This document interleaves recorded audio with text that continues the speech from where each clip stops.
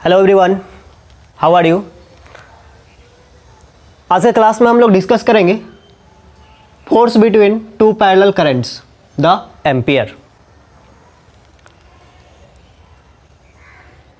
यहाँ टॉपिक है force between two parallel currents और इसके हेल्प से हम लोग एम्पियर का डिफिनीशन देंगे। एम्पियर आप लोग जानते हैं, जो 7 फंडामेंटल एसआई यूनिट्स हैं उनमें से एक है एम्पियर और एक इसका एसआई यूनिट है करंट का। इसका डिफिनेशन जो है हम लोग इस कॉन्सेप्ट के हेल्प से देंगे। ओके, तो सबसे पहले आपको कंसीडर करना है दो long parallel straight conductors. We have to consider two long parallel straight conductors of negligible cross section. Okay, तो यहाँ पर मैंने दो कंडक्टर्स कंसीडर किए हैं, कंडक्टर 1 एंड कंडक्टर 2। दोनों जो है पैरेलल है, लॉन्ग है, दोनों का क्रॉस सेक्शनल एरिया जो है वो निग्लिजिबल है।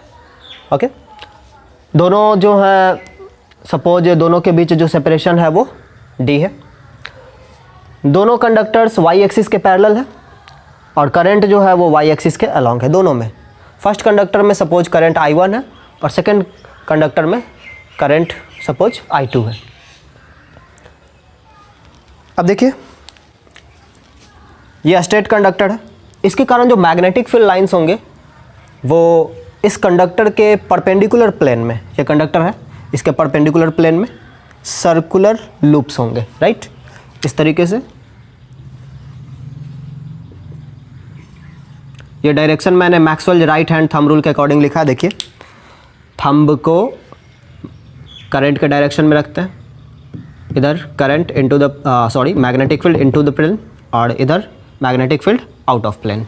ओके, तो इसके कारण जो मैग्नेटिक फील्ड है उसे मैं इन मैग्नेटिक फील्ड लाइंस के हेल्प से रिप्रेजेंट कर सकता हूँ, राइट।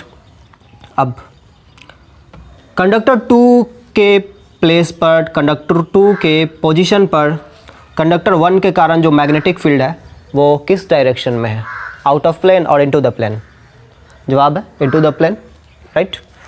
तो यहाँ पर मैग्नेटिक फील्ड जो है वो इनटू द प्लेन है। किसके कारण है ये? कंडक्टर 1 के कारण है। तो इसे मैं B1 वेक्टर से डिनोट कर देता हूँ। ओके, आप चाहें तो ये जेड एक्सिस है, आप ऐसे फिगर बना सकते हैं, नेगेटिव जेड एक्सिस, ये रहा B1 वेक्टर। ओके, ये इनटू द प्लेन है। ओके, इसका डायरेक्शन ये नहीं है, इसका डायरेक्शन जो है ये इनटू द प्लेन है। ओके, अब ये जो कंडक्टर है कंडक्टर 2, इस पर जो है एक छोटा सा लाइन एलिमेंट कंसीडर कीजिए, DL।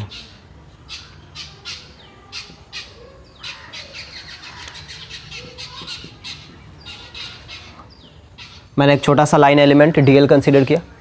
यदि करंट एलिमेंट यहाँ आइडेंटिफाई करना चाहें तो ये होगा आपका I2 DL vector, right. I2 DL vector दिखा आपको। अब इस एलिमेंट पर कितना फोर्स लग रहा है चेक करते हैं। तो कंडक्टर 2 में एक छोटा सा लाइन एलिमेंट DL कंसीडर किए हैं, इस पे कितना फोर्स लग रहा है वो हम लोग कैलकुलेट करते हैं। लेकिन उसके लिए आपको चाहिए होगा पहले यहाँ पे मैग्नेटिक फील्ड का वैल्यू, तो पहले मैग्नेटिक फील्ड कैलकुलेट कर लेते हैं, B1। एक स्ट्रेट कंडक्टर के कारण मैग्नेटिक फील्ड के लिए जो एक्सप्रेशन था वो था μ0I/2πd, जहाँ पर d जो है सेपरेशन है। तो B1 is equal to μ0I किसके कारण?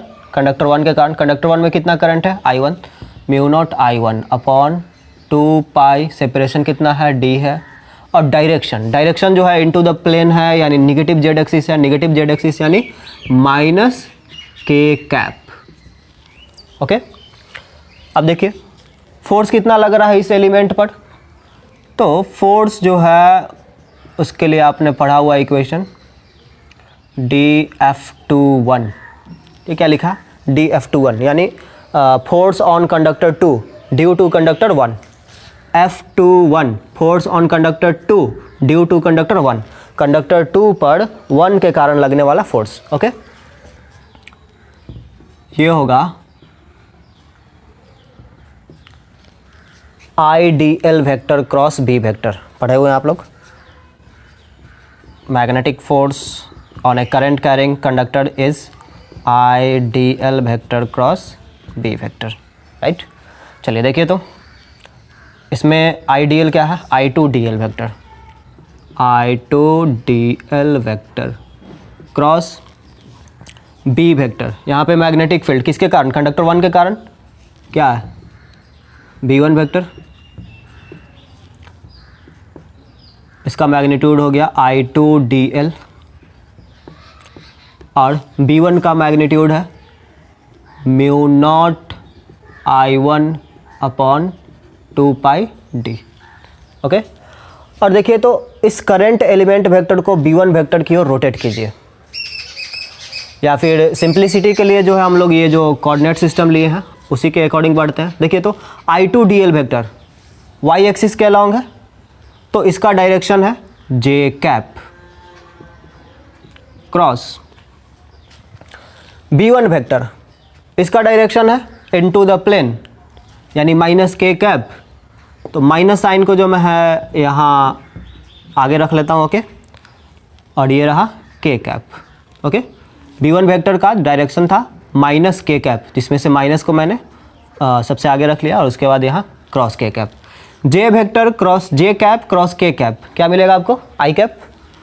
तो ये मिला आपको म्यू नॉट I1 I2 अपॉन 2πD DL j cap cross k cap I cap, और ये माइनस साइन, ये हो गया minus I cap.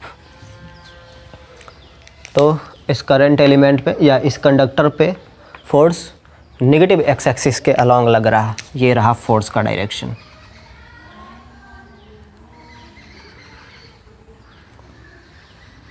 Force on conductor 2 due to conductor 1, okay. पर यूनिट लेंथ पर कितना फोर्स लग रहा, dF21 अपॉन DL, सॉरी यहाँ पे L मिस कर गया था, ओके। तो dF21 upon DL is equal to, ये DL कैंसिल हो जाएगा, आपको मिलेगा म्यू नॉट I1 I2 अपॉन 2πD, ओके। Any problem. चलिए, अब हम लोग इसी तरीके से कंडक्टर 2 के कारण कंडक्टर 1 पर लगने वाला फोर्स कैलकुलेट करते हैं। तो यहाँ पर जो मैग्नेटिक फील्ड है वो आउट ऑफ प्लेन है, कहने का मतलब पॉजिटिव जेड एक्सिस की ओर है। Magnetic field due to conductor 2, okay. यहाँ भी हम लोग एक लाइन एलिमेंट, एक करंट एलिमेंट कंसीडर करते हैं। ये होगा I1 DL वेक्टर, ओके। अब देखिए, तो यहाँ पे मैग्नेटिक फील्ड कितना है, B2 वेक्टर इक्वल टू, इसके कारण मैग्नेटिक फील्ड म्यू नॉट, इसमें current I2 upon 2π into separation D, और डायरेक्शन है आउट ऑफ प्लेन यानी पॉजिटिव जेड एक्सिस k कैप। फोर्स कितना होगा, dF12 force on conductor 1 due to conductor 2, it is I1 DL vector cross B2 vector. तो ये रहा I1 DL और B2 का मैग्नीट्यूड, B2 का मैग्नीट्यूड म्यू नॉट I2 अपॉन 2πD, और ये DL वेक्टर का डायरेक्शन है j कैप, ठीक है। I1 DL वेक्टर का डायरेक्शन है j कैप और B2 वेक्टर का डायरेक्शन है k कैप। तो यहाँ से आपको मिला म्यू नॉट I1 I2 अपॉन 2πD I कैप। इस बार जो फोर्स मिला वो आपको पॉजिटिव एक्स एक्सिस के अलॉन्ग मिला।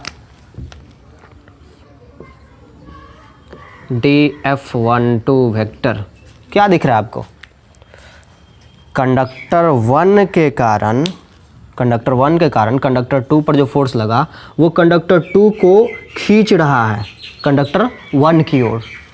उसी तरीके से कंडक्टर 2 के कारण कंडक्टर 1 पर जो फोर्स लगा वो कंडक्टर 1 को खींच रहा है कंडक्टर 2 की ओर।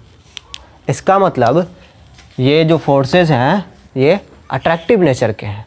ओके, दोनों में करंट पैरेलल है, याद रखेंगे आप लोग, parallel currents attract each other.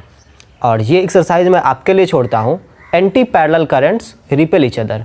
आप लोग खुद से वो डायरेक्शन पता करेंगे। एंटी पैरेलल करंट कहने का मतलब ये,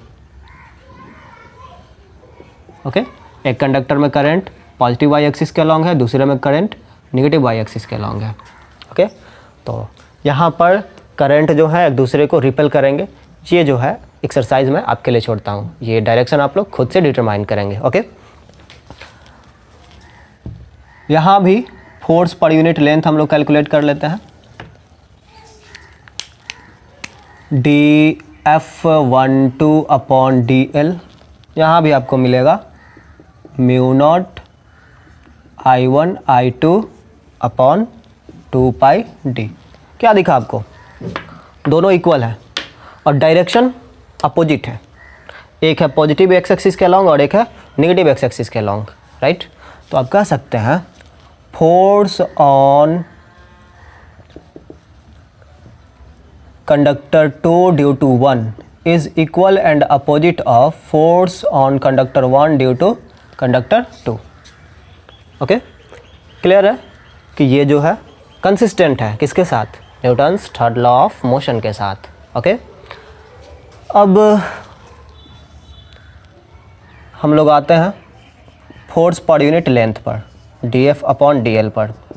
इसका इक्वेशन आपको मिला mu naught I1 I2 upon 2 पाई d। dF अपॉन dl मैंने इसलिए लिखा है क्योंकि ये दोनों के लिए कॉमन हो गया। ओके, ये वैल्यू और ये वैल्यू दोनों तो इक्वल है, सॉरी ये वैल्यू और ये वैल्यू दोनों इक्वल है, देख सकते हैं आप लोग।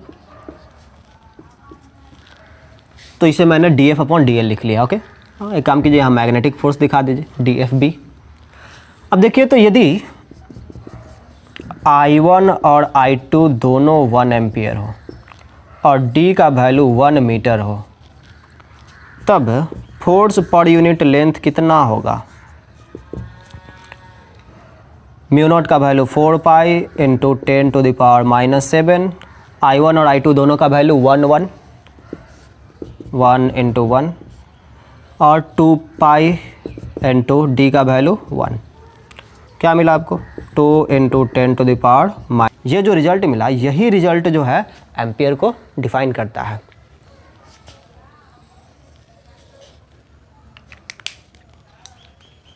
The ampere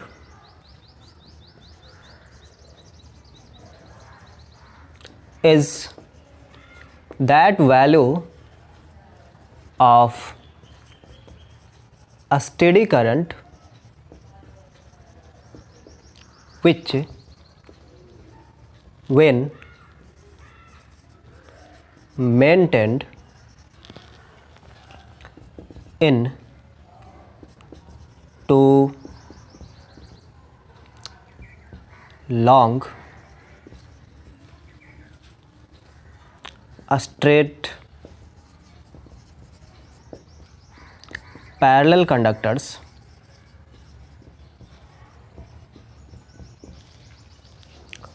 of negligible cross section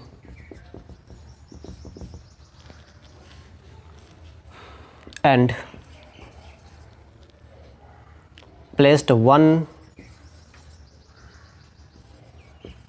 meter apart